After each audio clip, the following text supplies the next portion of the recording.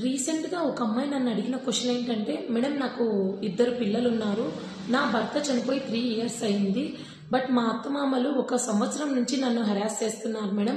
నువ్వు ఇంట్లో నుంచి వెళ్ళిపో. నీకు ప్రాపర్టీలో ఎలాంటి రైట్ లేదు. అండ్ మీ పిల్లలకి కూడా ఎలాంటి రైట్ లేదు" అనేసి హెరాస్ చేస్తున్నారు. సో, నేను ప్రాపర్టీకి ఇప్పుడు నాకు కానీ, నా పిల్లలకి కానీ ప్రాపర్టీలో ఎలాంటి రైట్ లేదా? మేము అడగడానికి రైట్ ఉండదా? అనేసి ఆ అమ్మాయి నాకు మెసేజ్ చేసిందండి. ఫస్ట్ ఆఫ్ ఆల్ ఏంటంటే యాన్సిస్టరల్ ప్రాపర్టీలో ఓహ్! ఓహ్! ప్రాపర్టీలో ఇవ్వను అనడానికి ఎవరికి రైట్ అయితే లేదండి. మీరు భాగం అడగచ్చు. మీరు కోర్టు ద్వారా అప్రోచ్ అయ్యి మీరు భాగం అనేది అడగచ్చండి.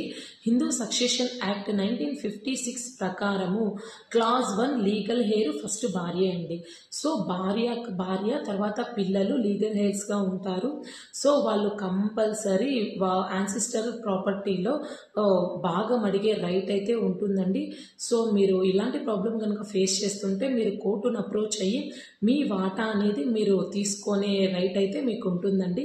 సో, ఇలాంటి మరిన్ని అప్డేట్స్ కోసం మన పేజ్ని లైక్ చేయండి, షేర్ చేయండి. ఏమైనా డౌట్స్ ఉంటే కామెంట్ బాక్స్లో కామెంట్ చేయండి. Thank you.